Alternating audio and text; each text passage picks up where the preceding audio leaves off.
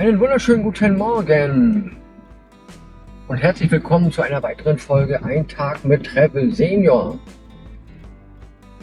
Ja, wie angekündigt, machen wir heute noch einmal einen kleinen Abstecher.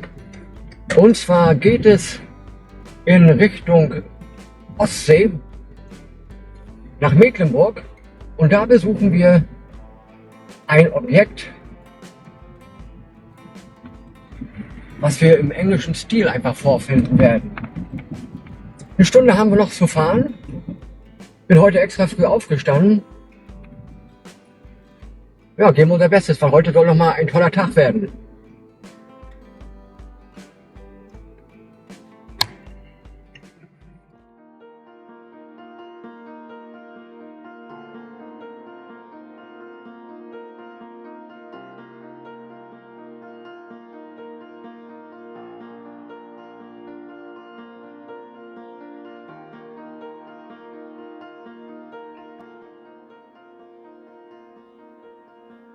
Für alle Geschichtsinteressierten unter euch habe ich einen wahren Leckerbissen. Und zwar besuchen wir heute Klütz, den Ort. Und der ist im nördlichen Mecklenburg. Und in diesem Ort finden wir das Schloss Bodmer. Das ist ein kleines bisschen, ja, englische Geschichte. Einiges dazu bringe ich euch nachher nochmal bei. Jetzt starten wir erstmal Schloss Bodmer. Ich muss mich selbst erstmal orientieren, in welche Richtung das geht. Wir sitzen jetzt gerade auf dem Parkplatz. So, einiges habe ich schon im Vorfeld klären können mit den Behörden. Von der Warte her erstmal ganz großen Dank dafür. Auch für die Genehmigung der Luftaufnahmen, auch für die Genehmigung, dass ich im Schloss filmen darf. Oder auch dann die Parkanlage. Wie ihr wisst, ist das mit einem klein bisschen mehr Aufwand verbunden. Ja, also starten wir mal. Dort müssen wir hin. Das ist die andere Tour. Hier haben wir den Ort Klütz.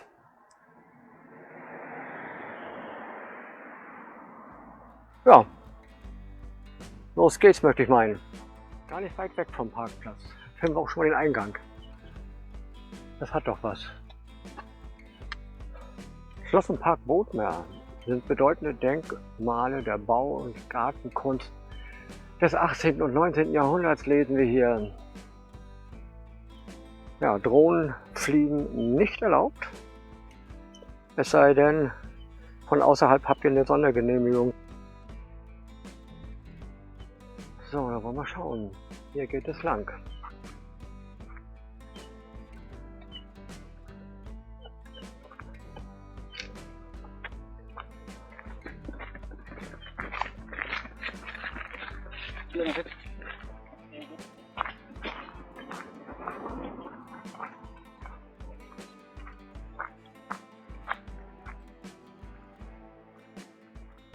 Das Schloss Bodmer befindet sich am südlichen Stadtrand von Klütz. Das ist natürlich eine sagenhafte Allee. Schön, ne?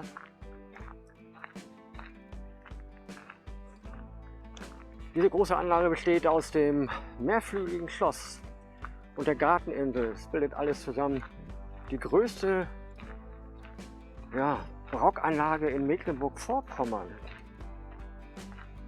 Doch woher hat das Schloss eigentlich seinen Namen? Alle Geschichtsinteressierten von euch einmal aufgepasst. Spitzt die Ohren, denn jetzt habe ich einen wahrhaftigen Leckerbissen für euch. Wie ihr euch sicher denken könnt, hat das damalige Herrenhaus, welches später zum Schloss umbenannt wurde, seinen Namen vom einstigen Eigentümer, Hans Caspar von Bodmer. Sein Motto, welches wir hier überall lesen können, bedenke das Ende. Das Beste Finem. Doch das gibt ein sehr zu denken, denn auch Bodmer hat die Vollendung dieses Baus nicht mehr erlebt.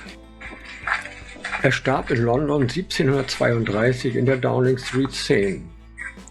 Die Errichtung kostete ein Vermögen, stolze 250.000 Reichstaler. Von 1726 bis 1732 diente das Schloss als Stammsitz seiner Familie. Hans Caspar von Bodmer, geboren 1656, entstammte dem niederen Landadel. 1682 wurde er an den kurfürstlichen Hof von Hannover geholt. Seine Fähigkeit als Diplomat verhalf ihm zum stetigen Aufstieg. 1692 wurde er gemeinsam mit seinen Brüdern und seinem Vater zum Reichsfreiherrn erhoben. Dann 1713 zu Wien zum Reichsgrafen. Ab 1711 diente Bodmer als Gesandter des Hauses Hannover in London, wo er 1714 maßgeblich an der Einsetzung Georg I. als König von Großbritannien beteiligt war. Sei noch erwähnt, dass der Architekt Johann Friedrich Künnecke das Schloss nach niederländischem und englischem Vorbild 1726 bis 1732 erbaute.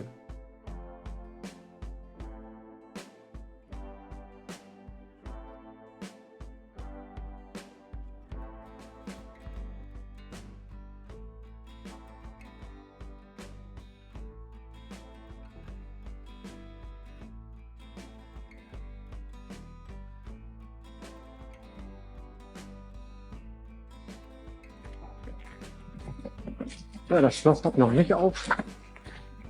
Auch das Museum, welches sich wahrscheinlich im Schloss befindet.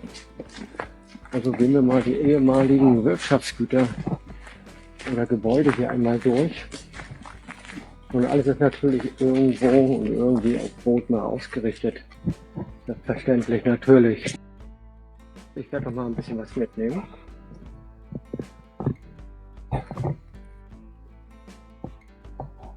Okay, Schloss Bodmer. Ich versuche jetzt mal die Gartenanlage zu erreichen. Was ich im Vorfeld gesehen habe, das war recht interessant. Und dann hole ich auch noch mal die Sony raus. Weil einige Sachen sind doch mit der normalen Kamera besser abzulichten als mit der Insta360. Oh ja,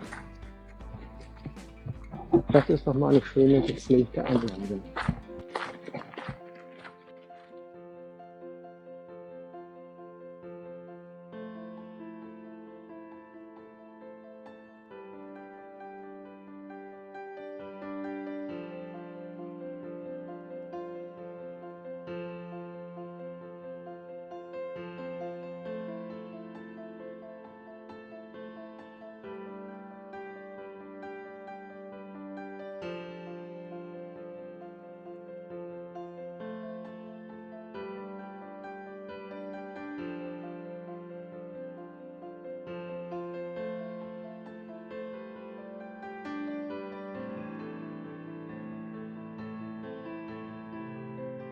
Der Schlossgarten wurde zeitgleich mit dem Schloss damals angelegt.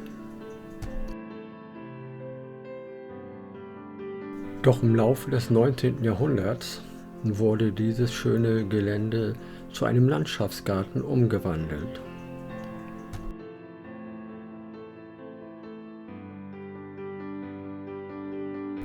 Im Jahr 2009 war der Schlossgarten einer der Außenstandorte der Blumen- und Gartenschau.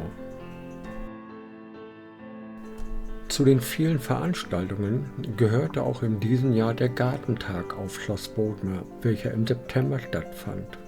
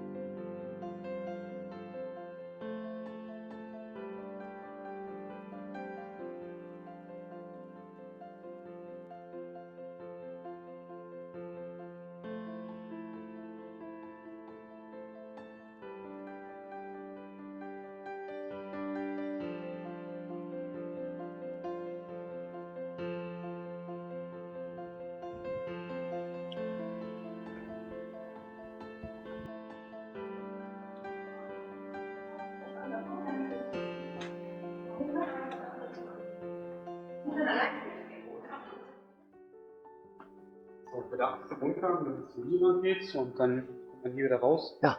Und dann ist noch nur der dritte Haus. Wunderbar. Dann fragen Sie und sagen Sie Bescheid, ne? Ich film schon, geht schon Alles los. klar. Ich sag Dankeschön dafür. Ja, gerne.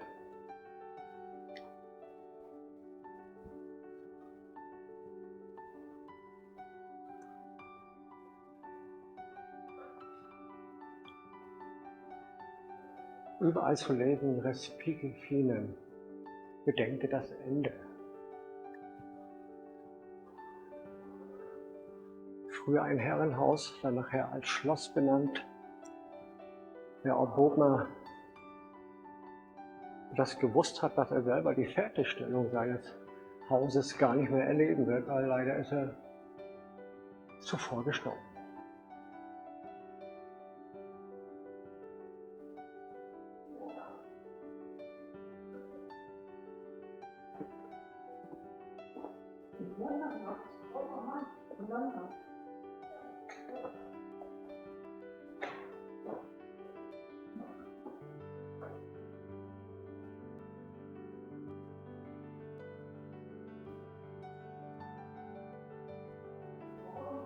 Aufwendig restauriert. Man hat tatsächlich das alte Holz so belassen.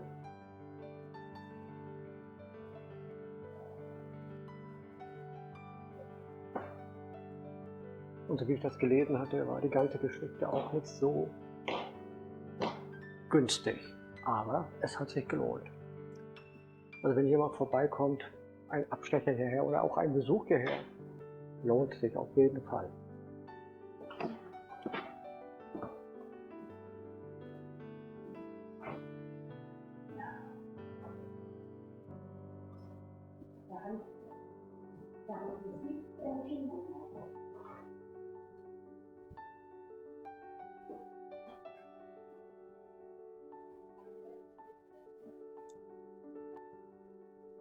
Und hier sehen wir nochmal das Familienwappen.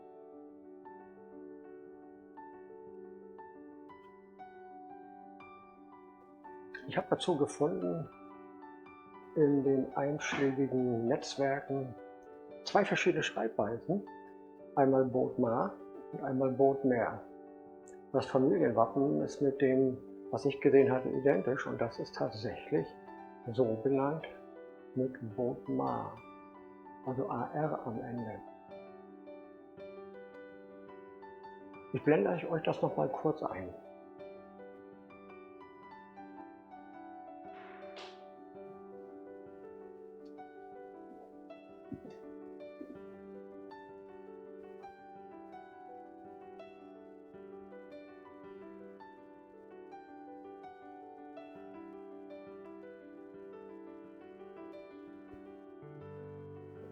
Ja, so wieder diese schönen Deckel. Richtig schön restauriert. Im April 1945 floh die Familie Bodmer aus Angst vor der Roten Armee. Im September 1945 wurde das Schloss als Lazarett für Typhus- und Fleckenfieberpatienten umgebaut. Hans Caspar von Bodmer war der letzte von Bodmer, der im Schloss lebte. Er starb dort 1946 als Lazaretthelfer an Fleckenfieber.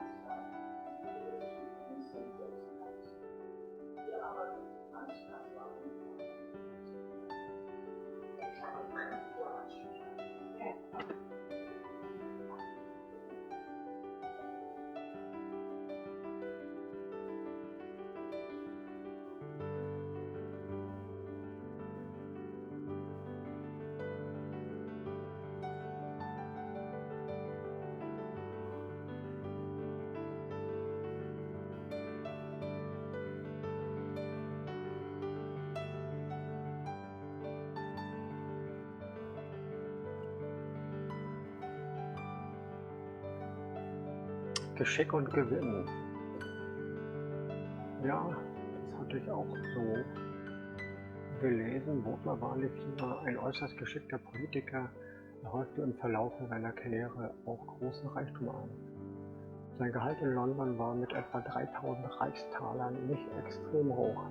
Hinzu kamen aber zusätzliche Zahlungen und geldwerte Vergünstigungen wie das prächtige Haus in der Downing Street. Das sagt uns doch was. Und so wie ich das gelesen hatte, Downing Street 10 hat heute auch noch seine Bedeutung.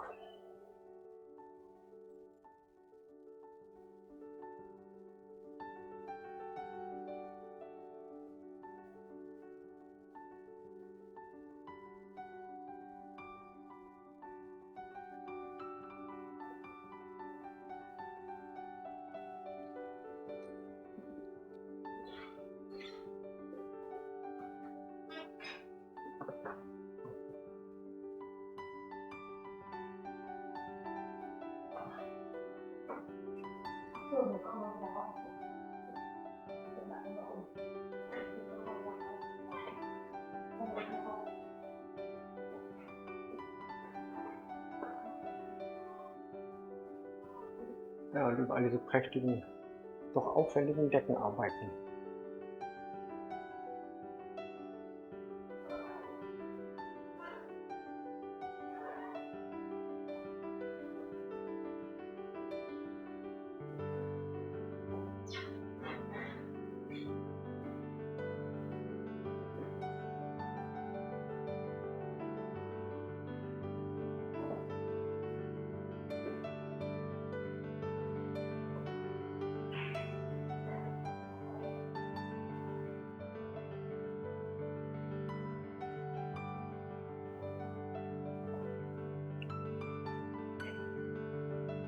Fortsetzung, Rundgang, na gut.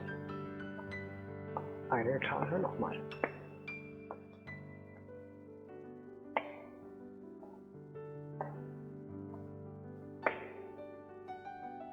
Auf dieser Tafel festgehalten die Namen derjenigen, die bei der Pflege im Lazarett der Kranken sich angesteckt haben und ihr Leben ließen. Oder soll ich mal meine Runde weitermachen? Ja. Danke nochmal.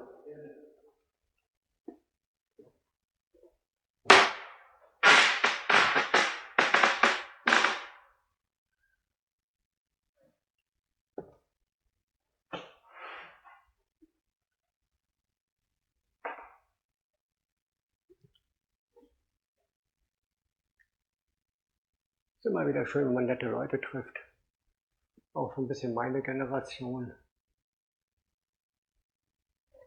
Der Jüngste bin ich ja auch nicht mehr.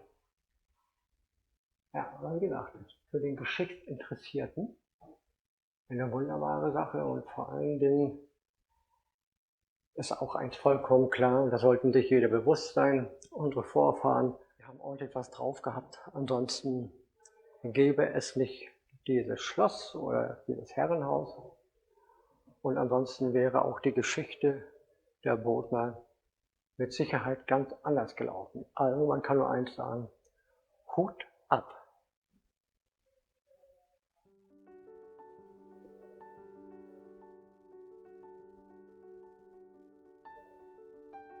(1948) wurde das Schloss dann in ein Altersheim umgewandelt. Zu DDR-Zeiten war es das Feierabendheim Clara Zetkin. Zeitweise wohnten hier und lebten hier bis zu 200 Senioren.